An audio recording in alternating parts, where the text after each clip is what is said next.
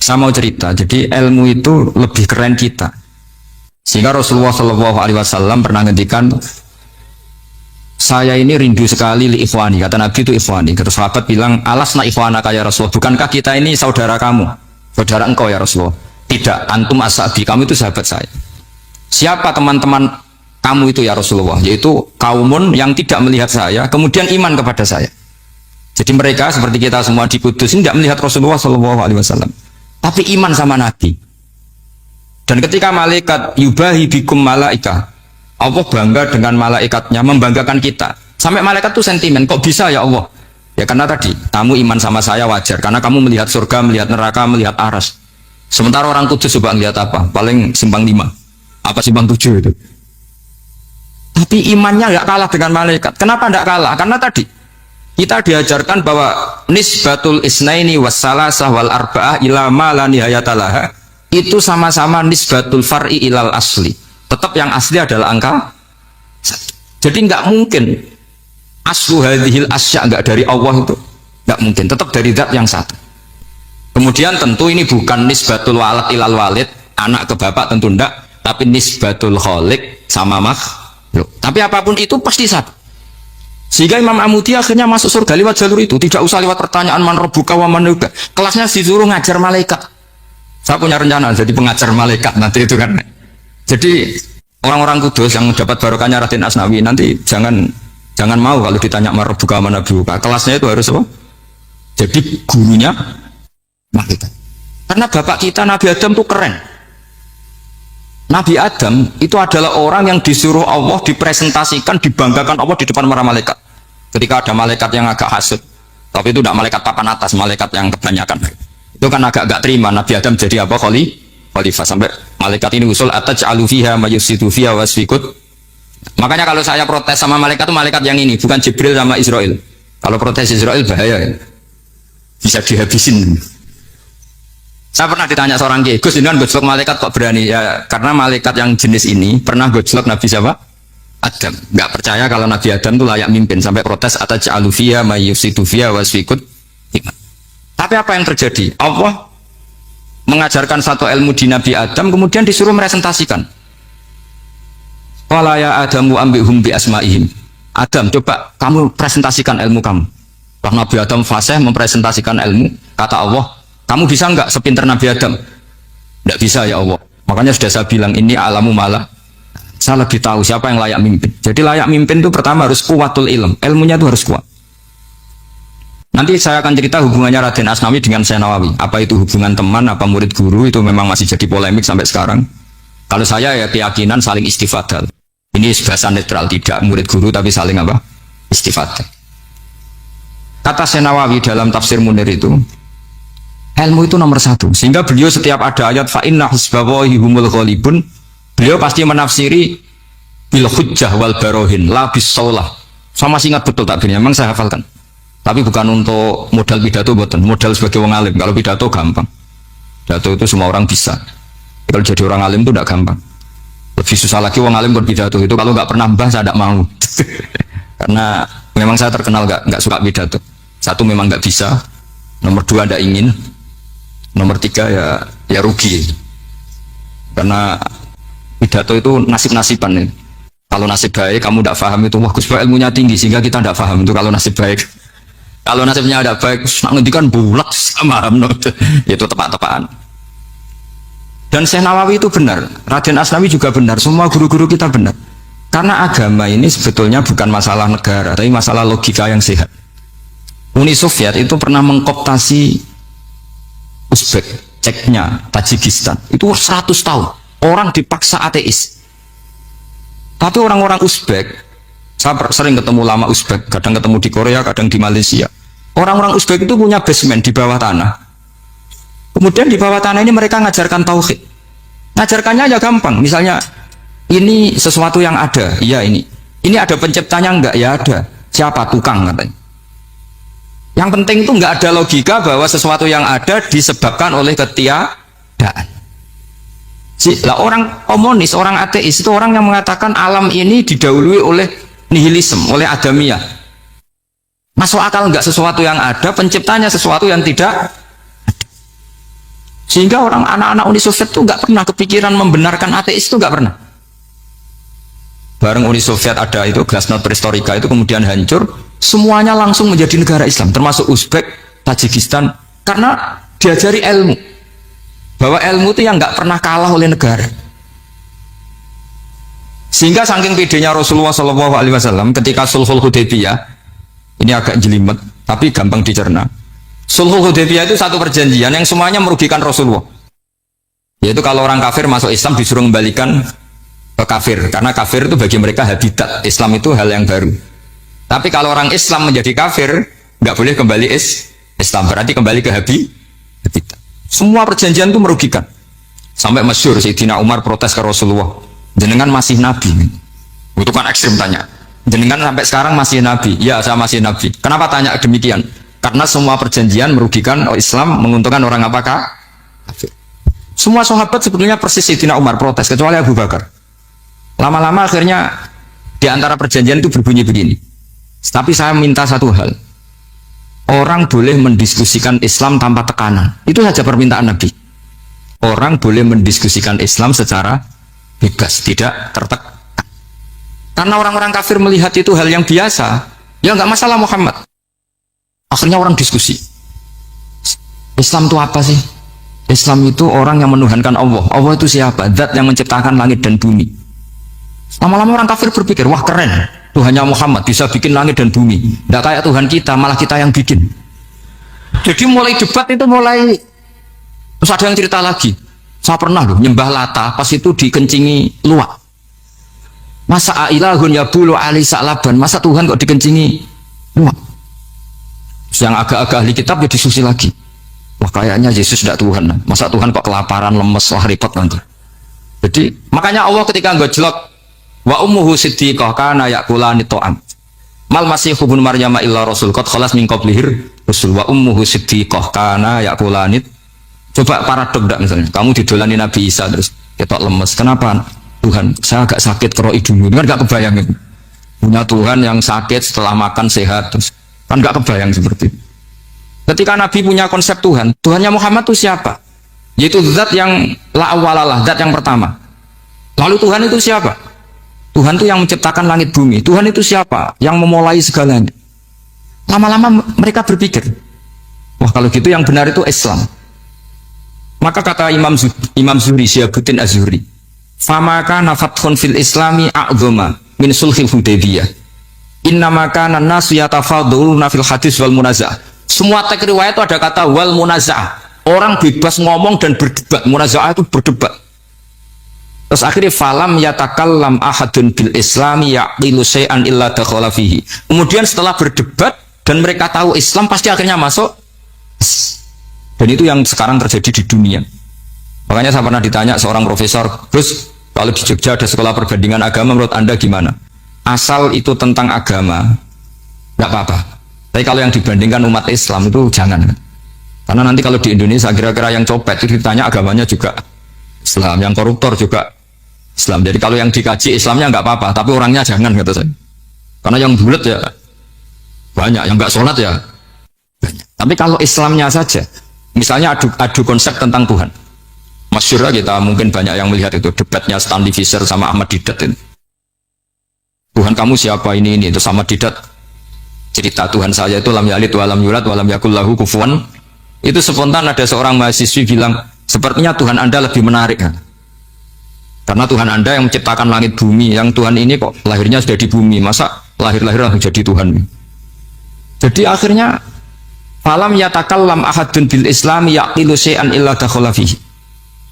Sehingga agama ini apa? Agama itu adalah kalimat tauhid. Kalimat itu apa? Logika yang terbangun. Nah, ketika logika itu terbangun, maka disebut yusabbitu Allahu alladzina amanu bil qaulis tsabit fil hayatid dunya wa fil akhirah. Allah itu akan menetapkan satu kaul, satu presentasi ilmiah atau satu kesimpulan ilmiah. Yang kesimpulan itu nyata benarnya. Dan ini akan nyata terus baik di kehidupan dunia maupun kehidupan apa? Seperti Allah sebagai Tuhan.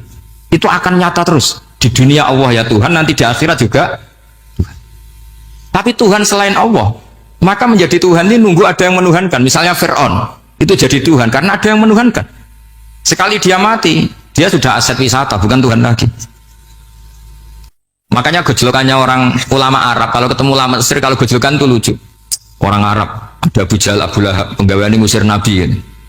Itu gejolokannya ulama Mesir. Kata ulama Arab, kamu gayanya benci Fir'aun, tapi rezeki kamu dari wisata melihat Fir'aun.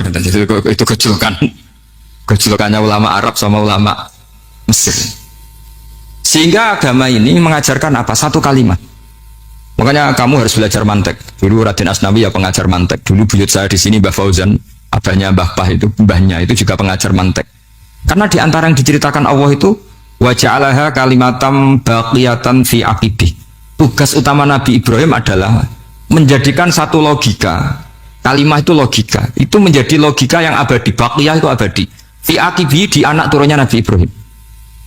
Misalnya begini, saya beri contoh ya. Misalnya saya mengatakan teh ini hitam. Itu menjadi kalimah. Kalimah karena diucapkan. Tapi tidak menunjuk hakikat karena tehnya berwarna apa? Kuning. Sehingga Quran kalau menyalahkan orang kafir itu ngendikannya kaburas kalimatan takhruju min afwahihim. Omongannya orang kafir itu menjadi kalimat karena diucapkan dari mulutnya. Kenapa menjadi kalimat? Karena diucapkan tapi tidak menunjuk hakikat. Seperti orang mengatakan 2 ditambah 2 itu 10. Itu kalimat, tapi kalimat yang salah karena tidak menunjuk hakikat. Seperti orang kafir mengatakan Tuhan itu 3. Itu kalimat karena diucapkan tapi tidak menunjuk hakikat. Tapi ketika seseorang mengatakan Allah itu Tuhan, Tuhan itu satu, itu disebut kalimatu haqqin 'alaiha nahya wa 'alaiha namut. Memiliki tahlilannya wa 'alaiha apa wa biha? Wa 'alaiha apa biha? Wa 'alaiha ya ada yang tahlilan wa biha. Ini enggak tahu sanadnya dari mana, pokoknya ada yang wa 'alaiha, ada yang biha. Kenapa dikatakan kalimat tauhid? Karena kalimat yang dari kesimpulan berpikir. Dan agama ini dibawa Nabi Ibrahim itu untuk membawa kalimat tauhid. Ciri utama kalimat tadi, kamu yakin seyakin-yakinnya bahwa nisbatul snaini wassalasah wal arba'ah ila ma la nihayatalaha itu kanisbatis snaini ilal wahid, yaitu semuanya far'un minal asli. Aslinya adalah wahid. Sehingga di kitab, saya pernah ngaji Mbah Mun, namanya kitab Al-Husunul Hamidiyah. Itu dikarang oleh ulama-ulama sekarang, itu diajarkan di MGS. Ini mbah-mbahnya Gus Akil pendirinya madrasah MGS. Itu ada gambarnya di situ. Di situ ada gambar piramida, ada gambar hewan, ada gambar pohon. Kata yang ngarang, gambar sedetail ini, sejelimet ini dimulai dari nuktah wahidah. Tetap dimulai dari satu titik. Dan ini disebut nuktatil wujud. Jadi bahwa orang kudus sebanyak ini tetap dimulai dari satu orang, yaitu Adam. Adam dimulai dari ketiadaan. Lalu siapa al-mujid? Pemwujudnya siapa? Hanya Allah Subhanahu wa ta'ala. Sehingga ulama-ulama termasuk Senawawi itu paling suka ngendikan semua makna Quran dikumpulkan di Fatihah, Fatihah dikumpulkan di Bismillah, Bismillah dikumpulkan di ba, karena di ba itu ada titik nukdotil wujud, yaitu disingkat bi kana makana wa bi yakunu ma yakun. Karena saya, kata Allah, semuanya akan ada, dan karena saya yang enggak ada, semuanya suatu saat ada. Disebut nukdotil wujud. Nah, kita meyakini kalau Allah satu itu seyakin-yakinnya, karena nggak mungkin angka nggak dimulai dari angka satu. Begitu juga gambar seapapun julumete. Misalnya sampean gambar zaman saya kecil, gambar paling favorit itu apa? Kambing bertarung. Itu gambarnya kan susah. Daripada gambar kambing bertarung susah, terus bikin kotak saja tembok. Lalu tanya gurunya, gambarnya mana? Di belakang tembok, Bu. Ini itu dulu saya diwarai anak-anak nakal. Berarti semua satu gambar itu disuruh gambar harimau, yang satu disuruh gambar kambing bentrok, yang satu disuruh gambar matahari, semuanya kotak semua. Ini itu Bu, gambarnya di belakang apa? Tembok, maka nggak kelihatan kata sih. Jadi gurunya kalah cerdas. Dan guru itu sebenarnya nggak pernah menang, karena murid itu lebih pinter. Itu teman saya dulu kalau ngaji itu, kalau tes itu ngerpek, baca. Gurunya marah, kamu tes kok baca? Enggak ngerpek Bu, ini belajar di kelas. Katanya belajar kapan saja di mana saja. Ajo ini. Jadi apa ya, orang itu kadang yang salah itu lebih masuk akal kadang-kadang ini. Saya teruskan ya supaya ini dapat barokahnya Raden apa? Asnan. Saya mohon sekali ya, kalimatul haqqin itu harus kamu jaga. Caranya jaga ya tadi. Kalau kamu tidak bisa ilmu mantek, misalnya al-alam mutaghayyir wa kullu mutaghayyir hadis la budda min muhdits, itu kan jelimetan. Pakai saja teori umum bahwa gambar apapun jelimetnya itu dimulai dari satu titik. Karena nggak bisa, nggak dimulai dari satu titik. Maka alam apapun jumlahnya nggak terhingga, tetap dimulai dari al-wahidul qahar, yaitu satu titik. Yaitu dalam konteks tauhid tentu itu Allah Subhanahu Sehingga Nabi Ibrahim itu orang paling sukses bikin wajah Allah kalimatam baqiyatan fi aqibi. Terus Nabi Muhammad begitu, sahabat gitu, sampai kita sekarang diajari ilmu mantek. Ilmu mantek itu logika yang nggak terbantahkan. Karena mau tidak mau, kata Imam Syafi'i, fa innal uqula mutarratun ila qabulil haq, karena akal akan dipaksa menerima kebenaran. Dan itu yang terjadi di Uni Soviet. Dikooptasi 100 tahun untuk berfaham ateis, dilawan oleh ilmu, tetap menanamkan ilmu tauhid, ilmu mantek. Ketika Uni Soviet secara politik runtuh, semuanya menjadi muslim, termasuk negara-negara yang dulu dikooptasi. Maka kamu tidak usah kecil hati di Indonesia, apapun rusaknya negara ini, asal kita cara bertauhid benar, insya Allah tetap meninggal husnul khotimah. Karena sudah janjinya Allah, yusabbitu walladzina amanu bil qaulits tsabit. Sing jelas itu nomor satu tuh al qaulits tsabit. Memang itu logika yang masuk akal. Jadi jangan kira semua orang ditanya amar bukan, ndak. Banyak ulama yang nggak ditanya, masyhur di dalam cerita keramat-keramat. Ada guru tauhid ngajarin tauhid. Setelah ditanya mungkar nakir, Imam Malik datang. Kamu nanya ini, man rabbuka man nabiyuka, kamu tahu ini guru Ummul Barohin yang tukang ngaji tauhid. Guru tauhid kok ditanya apa? Tauhid. Malaikatnya nggak jadi tanya. Dan saya percaya cerita-cerita seperti itu karena secara umum itu ala inna auliya Allahi la khaufun alaihim wa lahum yahzanun lahumul busyra fil hayatid dunya wa fil akhir. Artinya kalau wali itu kok ditanya mungkar nakir berarti ngalami ketakutan. Karena di situ kan digambarkan mungkar nakir itu sewangar, bawa gudang. Kalau yang tanya nggak bisa dipukul sampai ajur sawalang-walang. Pokoknya ceritanya kan seru seperti itu. Berarti kalau betul begitu terus ayat la khaufun alaihim wa lahum yahzanun kayak apa? Makanya dalam kitab Nashihul Ibad itu ada cerita ini. Sampean boleh nggak sependapat dengan saya, tapi semoga nasib sampean nanti digebuki malaikat. Karena orang itu akan mengalami seperti yang dirasakan. Anak indagoni abdi, saya tidak bayangkan akan mengalami itu. Makanya saya ini ngajar tauhid terus. Paling tidak kalau ditanya marbuka mana buka, sampean tahu profesi saya. Saya ini pengajar tauhid. Dan biji saya 9. Dulu saya di MGS kalau ada teman bijinya tauhid kok 4 sekali swarga, tauhidnya jeblok. Dari kalau bijinya 4 sekali swarga, tauhidnya apa? Jeblok. Tapi yang bijinya 9, yang di swarga, tauhidnya itu saya dulu bijinya 9. Terus 9 terus sampai tamat. Karena nggak ada biji 10. Karena kalau 10 itu kan terlalu sempurna, nggak baik lah manusia kok sempurna gitu. Jadi udah 9 aja kan. Tapi sebetulnya pantasnya ya dapat 10. Mergo sakake, mergo tenan enggak tahu saya. Di Nashihul Ibad itu ada cerita gini dan saya percaya itu. Di sarahnya itu. Juga di sarah apa itu yang di sarah Syekh Nawawi itu.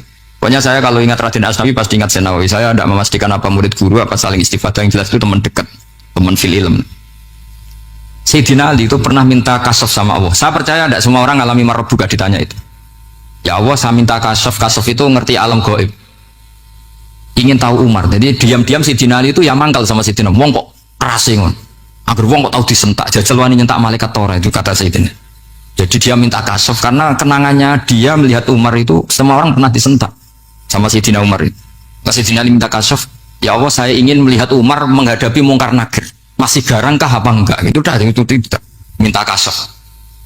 Pas kasaf beliau bangun dari kubur, duduk, dilihat sama Sayyidina Ali ini ngalami kasaf. Sama ndak usah tanya, enggak wali kok tanya, ya sudah pokoknya percaya aja. Akhirnya malaikat mungkar nakir datang. Itu di situ digambarkan matanya itu kalkidril muhalla, kayak apa itu panci yang dibakar. Wah, so seru. Suwang Sayyidina Ali. Hari ini kamu akan takut gitu. Tapi ternyata enggak, Umar bangkit disentak orang tua itu. Kamu tahu menghadapi siapa? Yang sopan. Oh, sontak. Kaget malaikatnya itu karena enggak pernah ngalami disentak, mungkin itu pertama. Kaget. Memangnya kamu siapa? Saya ini teman kekasih Tuhanmu. Saya yang diandalkan temannya sebenarnya bukan dia. Ana sohibu habibillah. Saya ini temannya kekasihnya Allah. Jadi dia mengandalkan temannya sebetulnya, bukan mengandalkan dirinya. Oh, kamu temannya Nabi Muhammad? Iya, saya Umar, temannya Nabi Muhammad. Kamu harus hormat sama temannya kekasih kamu. Terus semua itu. Akhirnya matur Allah, ya Allah, apakah prosedur seperti ini bisa dinego? Sama Allah, oh iya katanya. Kamu kalau menghadapi kekasih saya jangan seperti itu katanya. Semenjak itu beliau sopan santun, dua mungkar nakir itu. Jadi ini berita gembira. Jadi sebetulnya itu enggak. Tapi kita ini kan nggak punya nyali nyentak mungkar nakir. Semoga dengan gelar kita doktor tafsir, doktor tauhid gitu. Atau paling enggak guru kudsiyah tauhid gitu. Atau siswa terbaik dalam materi tauhid. Itu harus kamu bawa status. Jadi jika nanti ini saya ranking 1 tauhid, masa masih ditanya marbuka waman nabi. Dan itu menurut saya sah. Sama nggak usah protes takbirin di, susah usah takbiran. Pokoknya takbirnya adalah wali-wali itu la khaufun alaihim walahum. Yes, mereka tidak akan mengalami ketakutan baik kehidupan dunia maupun kehidupan akhir. Bahkan para malaikat itu mengatakan ke wali-wali nahnu auliyaukum fil hayatid dunya wa fil akhir. Kita ini teman kamu, saudara kamu, mitra kamu. Masa mitra kok nurui itu kan nggak fair. Dan menurut saya paling efektif itu apa?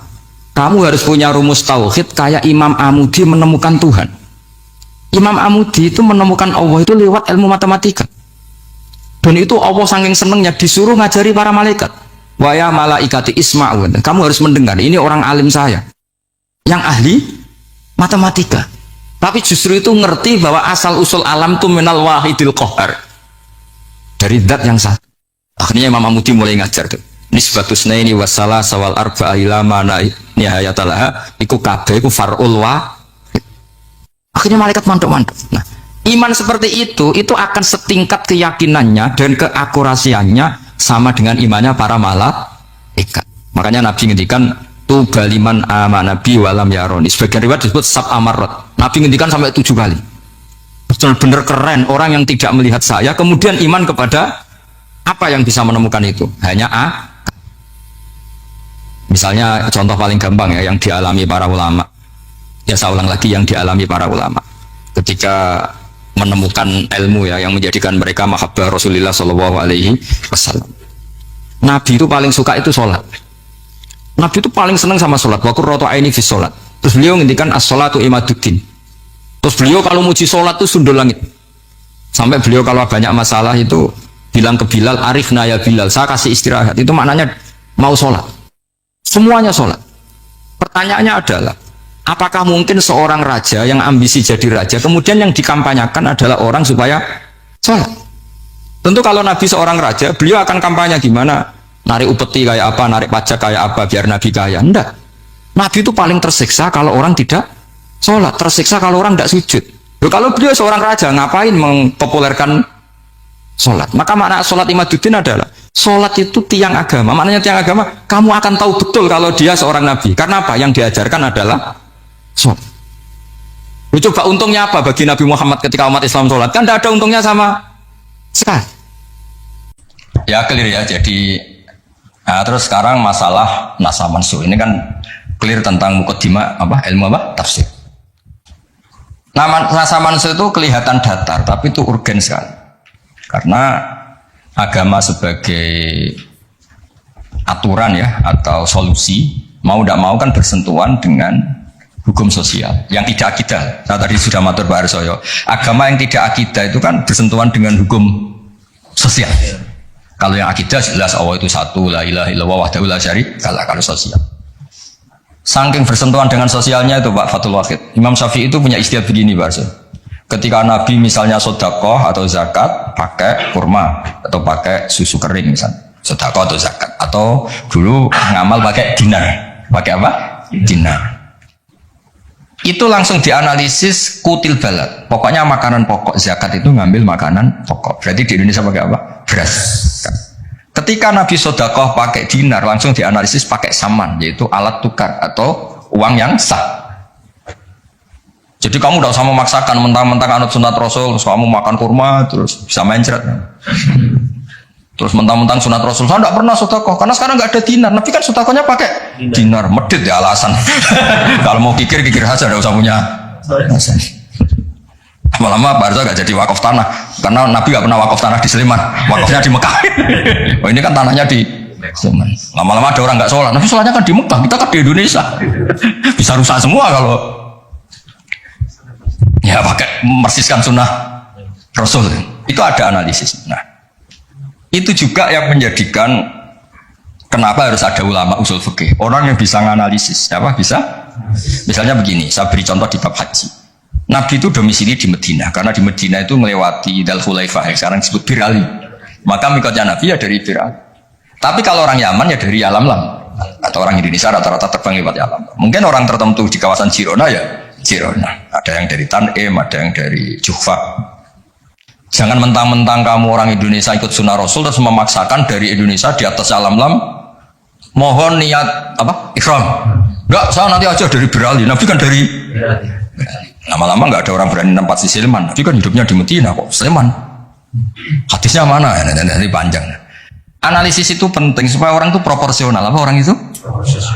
Itu juga bagian dari ulumul Quran. Ulumul Quran. Sehingga kalau kamu nuruti persis, misalnya begini, saya pernah ditanya. Ini saya, Pak Arsoyo, Pak Fatul Wahid, kalau naik Innova atau naik mobil, kan mesti dungo soleh lah, jadi tak alani mesti untuk soleh. Nah, kue lali numpak terus untuk gratis mangkat kabeh. Kalau yang soleh-soleh gini itu kan kalau naik ya subhanalladzi sakhkhara lana hadza wa ma kunna lahu muqrinin wa inna ila rabbina munqalibun. Itu jelas di Quran tuh wal khaila wal bighala wal hamir wal khaila wal bighala hamir. Jelas yang dicontohkan di situ ya kendaraan itu ya unta, khimar, kuda. Dan karena yang dikendarai itu hewan, dulu Allah bayangkan juga litas tahu ala duhuri, kamu naik di punggung hewan itu, sumatas kuru ni'mata rabbikum idas tawaitum alaihi wa taqulu subhanalladzi sakhkhara lana hadza. Terus kamu sekarang naik pesawat, naik Innova, ini kan tidak kuda, ini kan tidak unta. Jadi gak usah doa itu, karena doa itu untuk apa? Naik kuda ada unta. Ya kacau semua kalau gitu. Makanya dibutuhkan ilmu namanya usul fikih. Usul fikih itu kira-kira analisis. Yang dilakukan Nabi itu jenis ubudiyah makhdoh sehingga nggak bisa dinego, atau jenis produk sosial, atau jenis. Nah, kalau produk sosial ya tadi sudah musyawarah sama Pak Arsa tadi ya kontekstual atau apa kondisional namanya produk apa. Nanti lama-lama gini pakai mic jangan, Nabi dulu nggak pernah pakai. Bid'ah itu ya, panjang nanti ceritanya panjang. Ya jadi seperti sekarang kembali ke nasab mansukh.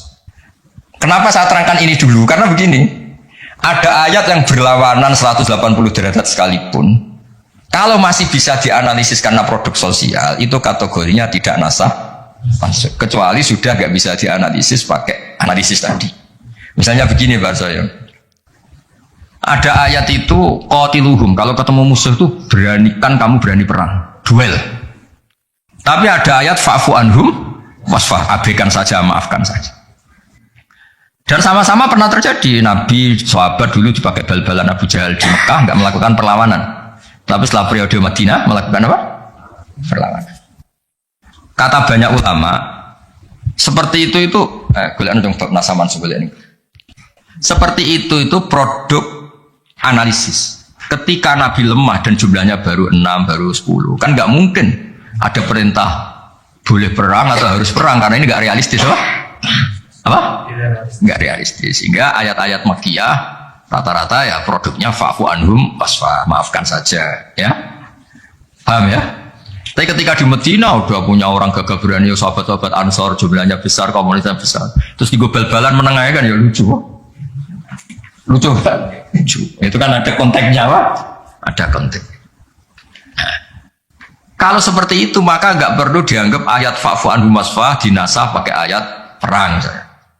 Ya sama lah seperti pertama orang Indonesia didatangi Belanda nggak tahu apa-apa, zaman agresi, zaman dulu agresi. Bisa apa? Terus banyak yang terpelajar, banyak ada yang bisa jadi pilot, tentara sudah terbentuk, kiai-kiai komunitasnya besar ya melakukan apa? Perlawanan. Tapi nggak perlu kamu katakan perlawanan itu satu hal yang harus karena ini Belanda penjajah. Daerah sekarang peradaban begini kan yang ada kerjasama kan. Tapi dulu karena mereka datangnya musuhi, ya kan itu kan urusan kondisi ya kondisional, nggak bisa disamaratakan ya. Nah, saya baca ya masalah nasab mansukh. Nasab mansukh itu komentarnya harus persis seperti saya ini, itu baru benar. Kalau enggak rapati benar. Ayat yang berlawanan tadi, jika konteksnya itu bisa dianalisis kondisional, maka masalahnya bukan nasab mansukh itu ralat hukum. Nah, kalau yang enggak kondisional kayak tadi, Nabi pernah menghadap Baitul Maqdis terus dipindah ke Ka'bah, sampai sekarang ya harus Ka'bah. Dulu iddah ketika orang ditinggal mati suaminya pernah iddah itu 1 tahun. Wasiyatal li azwajihim mata'an ilal hauli ghaira ikhraj. Berarti pernah iddah berapa? Setelah itu dinasah ya tarabbas nabi anfusihinna arba'ata asyuri wa asyra. Jadi 4 bulan 10 hari. Nah, itu nasab mansukh karena nggak bisa dianalisis secara apa? Sosial. Ini kalau baca ya, yang bisa dianalisis secara sosial. Asalisu ma umira bihi li sababin summa yazulu sababu kal amri fi nadfi atau fi nadfi wal qillati bisabri wasafhi summa nusikha bi ijabil kital wa hadza fil haqiqati laisa naskhon apa laisa naskhon karena bisa dianalisis asal usulnya. Nah ini biar difotoin ma apa ini mulai ini ma umira li sababin ini foto dulu nanti biar ada yang tanya.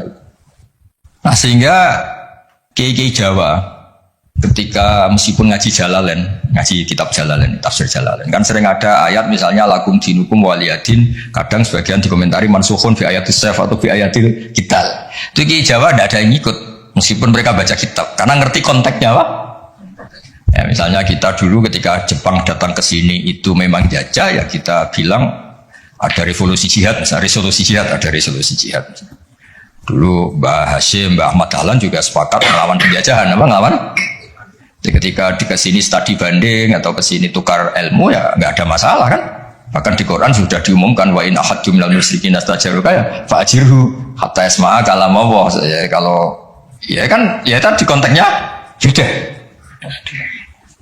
Ya konteksnya itu beda. Kemarin saya jagungan itu sama Pak Alwi Shihab, adiknya Pak Kures kan dulu pernah menteri luar negeri.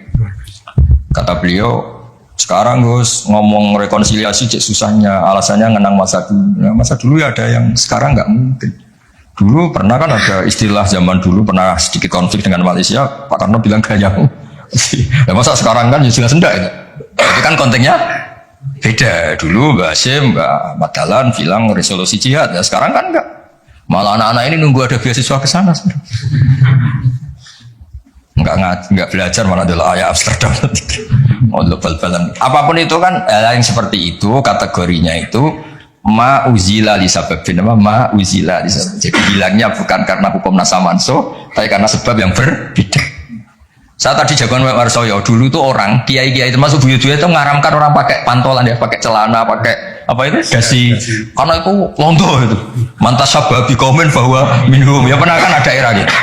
Nah sekarang rektor Universitas Islam Indonesia pakai celana, pakai dasi, londo itu kalau dulu tuh. Sekarang enggak. Sekarang kalau pakai sarung malah dianggap wow, masalah itu. Kecil saya masih ingat orang pakai sarung tuh enggak dianggap sunat. Karena dulu katanya, cerita dulu. Uang sing nganggo sarung kalau piok kalah terus kemulan turun yang rondan. Dari dulu pernah. Lu ya cerita kuno dulu tuh orang kalah main loh. Ini saksinya banyak ini kan. Dulu sarung pernah ya, nasibnya gitu pernah ya. Sekarang saja sarung jadi simbol pakaian apa? Santri. Dulu gak? Ya masih ingat cerita itu. Upio kemulan, main kalah kemulan tidur dia. Takruk. Ya terus jangan bilang, oh ini sarung simbol orang kalah apa? Main kalah judi. Jangan, sekarang konteksnya beda. Nah itu nggak perlu kamu analisis pakai nasa. Maksudnya kalau suatu saat Anda baca ayat yang konteks maknanya kok beda sama sekali, nggak langsung boleh dianalisis itu nasa langsung. Ya aja konteksnya beda. Ya kira-kira gitu aja. Jadi di sini redaksinya ma umira bihi li sababin summa yazulus sabab. Saya contohkan tapi Pak Fajar enggak usah tersinggung. Misalnya kenapa sih Nabi itu banyak yang poligami? Orang di nikah Nabi itu bangga. Mertuanya ya bangga, iparnya ya bangga. Umatnya ya bangga. Saya tidak tahu yang kamu nikah itu bangga apa enggak poligami. Sehingga dulu namanya Juwairiyah itu dulu ketangkep ketika perang. Wah itu orang Bani Mustalik itu bencinya sak boleh sama Nabi. Kelompoknya Nabi juga benci sama Bani Mustalik. Setelah Juwairiyah itu dinekah Nabi, semua tawanan sahabat yang di Bani Mustalik dilepas. Asyharu Rasulillah, ini keluarga besan. Yang sahabat juga ngelepas Bani Mustalik karena keluarga punya ini jauh sekarang itu keluarga besar. Nah, maksud saya cerita saja, ada usaha itu cerita aja cerita. Maksudnya cerita kalau kamu poligami itu kira-kira istri kamu, mertua kamu, ipar kamu bangga apa? Nah. Maksud saya bukan masalah boleh tidaknya, kalau bolehnya boleh, lelaki itu boleh nikah berapa? 4. Loh, bukan berarti. Enggak maksudnya kalau kamu merasa sunat-sunat banget itu perlu dipertanyakan di bolehnya boleh, tapi kalau merasa apa? Sunat-sunat banget itu konteksnya itu ceng ya. Sudah usah diterusin itu banyak agak siap. Inginnya yang di belakang tuh kalau boleh boleh aja gue nggak usah catatan ya gitu. Cara berkesan. Ya sudah pokoknya ini ngasih relax ya. Sekarang ini masih ada waktu 30 menit. Sekarang tentang mukjizat karena ini yang paling panjang itu tentang apa? Mukjizat. Saya sengaja saya letakkan di akhir. Saya baca takbir orisinilnya dari hadis Rasulullah SAW di Shahihul Bukhari. Saya ulang lagi di kitab Shahihul Bukhari. Nah, di kitab Shahihul Bukhari nomor hadisnya itu 4981. Kamu sudah hafal berapa? Ya, nomor hadis berapa? 4981. Di antara kebanggaan Rasulullah SAW itu beliau ngendikan tidak ada nabi kecuali dikasih ayat atau mukjizat yang spektakuler. Kayak Nabi Musa kan bisa kayak simsalabim apa mukul apa belah laut terus kering. Nabi Soleh juga batu besar ngeluarin apa? Onta. Ngeluarin apa? Onta keren. Onta kok keluar dari batu besar. Ajaib lah. Nabi-nabi dulu itu ajaib. Tapi yang agak-agak kalau boleh dibahasakan agak-agak nggak rasional itu satu Pak Rasul. Saya punya kitab namanya Al-Husunul Hamidiyah. Itu pinternya bukan main yang ngarang. Saya nggak pernah jadi rektor Pak, tenang saja. Enggak, tetap keren jenengan nggak pernah jadi rektor. Itu mau pinter toh nggak jadi rektor. Dia bilang gini, mukjizat itu dari kata ajaza yu'jizu ijazan ya kan? Ajaza yu'jizu ijazan. Sesuatu yang bikin musuh itu nggak berdaya. Berarti fahuwa mu'jizun apa fahuwa mu'jizun berhubung wakilnya perempuan karena ayat itu kan mu'annas akhirnya mu'jizatun. Ini masih punya sisa-sisa dulu kasih lama ini di Kudus nggak tahu jadi begini dulu lama ngaji di sini ya. Berarti mukjizat apa? Sesuatu yang bikin musuh itu nggak berdaya. Nah sekarang kata kitab yang saya baca tadi, ketika tidak mampu ya, Fir'aun dan kawan-kawan mampu nggak punya tongkat untuk membelah laut? Nggak mampu kan? Umatnya Nabi Soleh mampu nggak ngeluarin unta dari batu besar? Nggak mampu. Nah kalau sekedar nggak mampu, siapapun nggak mampu bikin burung, juga nggak bisa bikin lautan. Kenapa nggak bisa bikin lautan nggak dianggap mukjizat? Ketika Allah bikin laut ya mukjizat, bikin burung ya. Mereka nggak bisa loh bikin orang kayak kamu gini kan nggak bisa. Nah umatnya Nabi Pak Arso itu dilatih. Yang namanya mukjizat itu ayat apa saja. Terciptanya langit dan bumi, gunung, Semeru sampai gunung Jogja, apa itu? Merapi. Semuanya itu mukjizat karena itu ayat Allah yang orang nggak akan bisa bikin. Sebab itu mukjizat Rasulullah itu dianggap paling rasional karena nggak usah nunggu yang dasar-dasar yang. Jadi cara Nabi Muhammad kalau ketemu Nabi Musa gejolokannya kira-kira gini, Musa mujizat yang ngenteni orang ngono bareng. Memangnya orang bisa bikin ayam, bikin pitik, bisa bikin nyamuk. Kan sama-sama berstatus mukjiz, sesuatu yang orang lain nggak bisa, makhluk nggak bisa. Lah umatnya Nabi itu nggak dilatih yang gitu-gitu, dilatih inna fi khalqis samawati wal ardi wakhtilafil laili wa nasabdar wal fulki sampai kabeh la ayatil liqaumi yaqilun. Kalau kamu punya akal tuh semua sudah mujizat. Ngapain sih mujizat kok nunggu gitu-gitu gitu. Clear ya? Jadi makna mujizatnya tidak kena. Untuk umatnya Nabi Musa itu tidak kena. Untuk ngakui lemah saja kok nunggu pertunjukan. Bikin rambut aja kan ya ada. Bisa untuk ngakui Allah dijaya saja kok nunggu pertunjukan. Harusnya keseharian kita juga sudah ada pertunjukan Allah yang menunjukkan kita ini tidak siapa. Makanya di kita disebut wa ma min dabatin fil ardi wala ta'iri yatiru bi janahihi illa umamun amsalukum. Inna fi khalqis samawati wal ardi satrusel ayatil liqaumi yaqilun. Enggak usah wa min ayatihil laili wan nahari wasyamsu wal qamar. Semuanya itu sudah mukjizat, enggak usah nunggu. Nah, ini saya baca ya. Saya ngaji ini kondang, Mas. Saya baru ini ngaji seterhormat ini didampingi rektor sama sekretaris pembina badan wakaf. Kayaknya nanti kalau Mungkar Nakir ketemu saya, wah ini kayak hebat. Kenapa ngaji aja ditunggu rektor terus? Jadi rektor. Tapi tadi pas beliau nunggu saya, Pak Arjo makom saya sudah yang kelima tadi. Tidak boleh hadir selain Allah. Jadi ya sudah. Akhirnya saya bilang ini Allah sendiri yang mendatangkan, ini Allah sendiri. Sudah agak penting semua. Kalau pakai makom kelima saya terima kasih karena menolak kehadiran selain Allah tadi. Makomnya sudah kulillah, jumadarhum fi khawdihim Kalau kamu masih butuh Pak Rektor, namun sampai diangkat jadi dosen. Pak Fajar juga butuh dulu dosen nggak tetap, gara-gara kroninan terus jadi dosen tetap.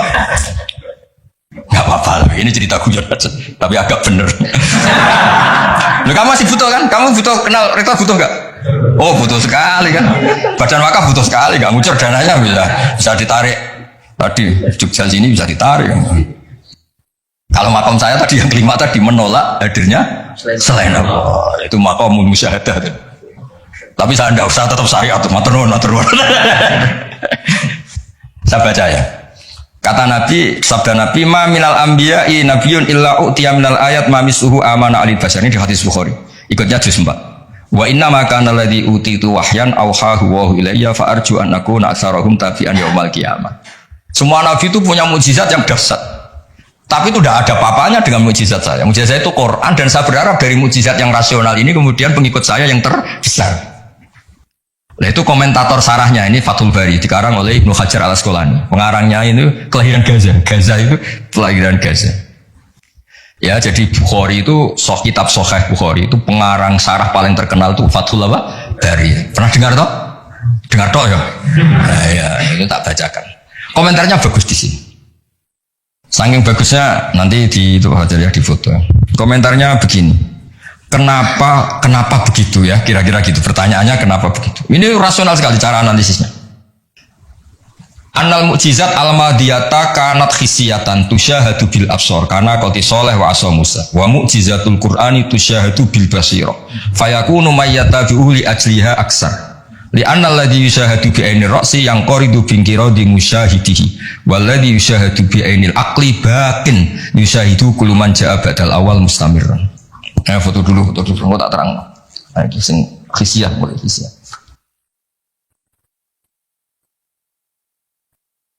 Yang mulai ini, Annal mukjizat al-madiyah karena khisiatan. Ya nanti jeda asar, terus yang ngopi-ngopi dulu ya kira-kira jeda setengah jam, 1 jam, habis itu ngaji apa? Hadis. Sesuai namanya tafakuh, tafsir apa? Hadis. Ketuanya kamu apa, Mas? Kamu ketua ya? Saya biasa ganteng apa? Divisi apa? Ini mau kamu Islam kan? Sudah Islam. Rono Sadili. Itu kali Imam Sadili masih sugeng, namanya dicatat nggak terima betul. Imam Sadili itu ganteng, kaya, alim. Itu Imam Sadili. Terus jadi torek apa? Sadili ya. Yang ganteng, alim, kaya. Gua udah dosen gini udah kaya raya ini. Gak punya atasan. Ini atasannya banyak. Sama Pak Nanang aja kalah. Kan Nanang kalah sama Pak Fatwa Akhir, Allah kalah sama Badan Wakaf, ribet dunia. Yang benar saya tuh langsung kulilah. Udah mentok saya. Khatam itu. Begini logikanya. Misalnya gini. Nabi Musa itu Nabi top punya mukjizat tongkat. Tongkatnya satu lagi. Misalnya dipakai Pak Fathul Wahid tidak bisa tak pakai saya. Dipakai ini tidak bisa dipakai itu. Karena hanya satu. Itu pun nggak ada jaminan kalau yang pakai kamu itu mandi. Tongkatnya bisa balik loh. Oh, dulu yang pakai Nabi ini kamu apa ini? Ya kan? Tapi kalau mukjizat Quran, logika yang dibangun itu terus menerus. Misalnya begini, saya contohkan pekerjaan dan saya bawa ini dengerin betul. Allah itu ketika ngeritik sesuatu yang tidak nyata disebut batil. Batil itu beda dengan maksiat. Maksiat itu perilaku sosial yang salah. Tapi kalau batil itu sesuatu yang nggak nyata, apa? Misalnya gini, orang nyembah makhluk, nyembah Namrud atau Fir'aun. Mentuhankan Fir'aun itu sesuatu yang nggak nyata. Yang benar Fir'aun itu manusia bisa mati dan nyatanya mati. Berhala Lata Uzza itu patung. Patung itu Tuhan apa batu? Batu. Quran bilang gini, Qul ja'al haqqu wa ma yubdi'ul batilu wa ma yu'id. Hak itu nyata dan batil itu tidak pernah memulai dirinya. Yubdi'u itu memulai dari kata bada'a. Bada'a ya bada'u ikut wazan af'ala jadi abda'a yubdi'u. Kebatilan itu tidak bisa memulai dirinya sendiri. Pernah nggak 1 tambah 1 8? Nggak pernah kan? Nah, sekarang begini. Kemudian Islam yang datang dengan tauhid bahwa sesuatu dimulai dari angka 1. Terus misalnya dilawan, enggak lah.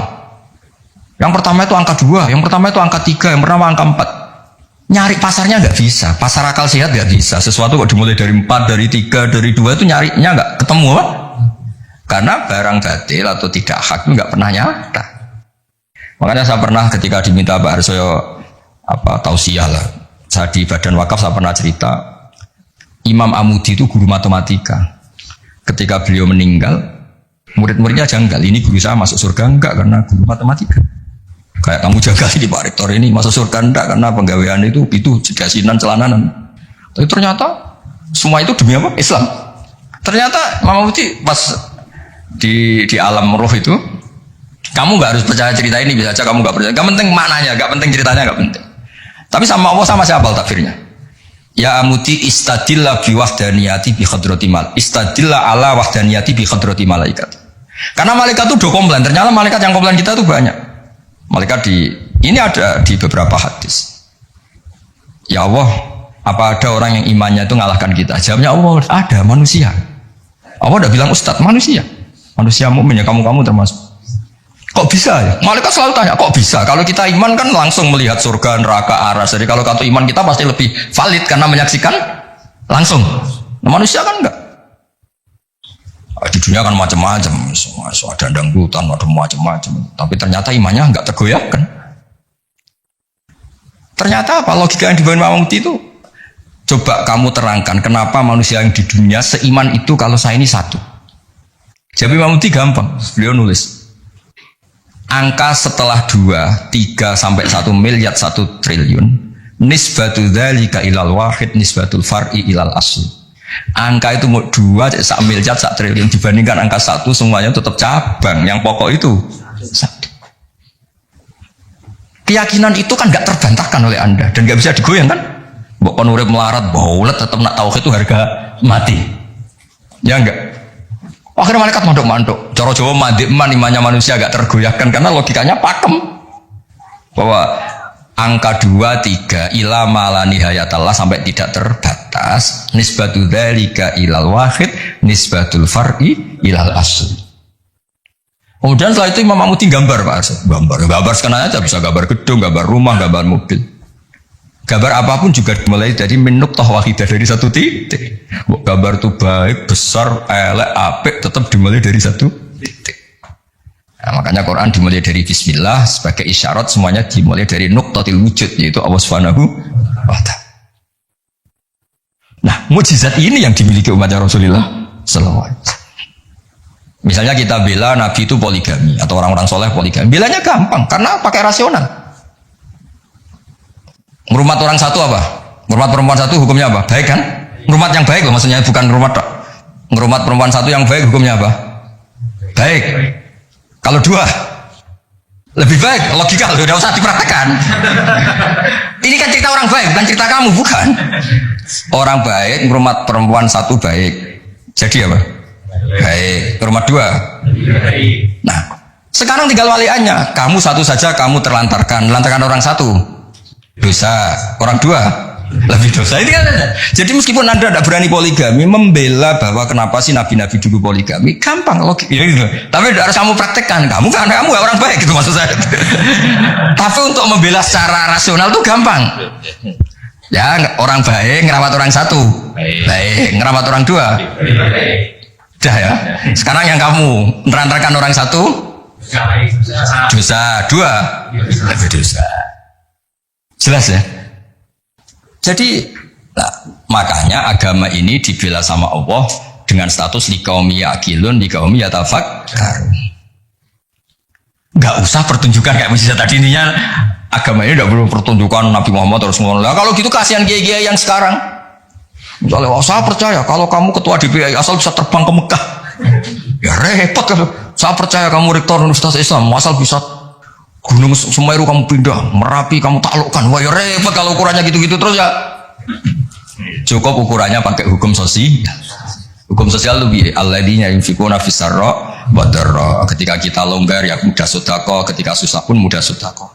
Rumus yang kedua Pak, termasuk wal kadhiminal ghaidha. Coba sistem sosial itu yang menyelamatkan itu satu, wal kadhiminal ghaidha. Kalau emosi itu dikendalikan.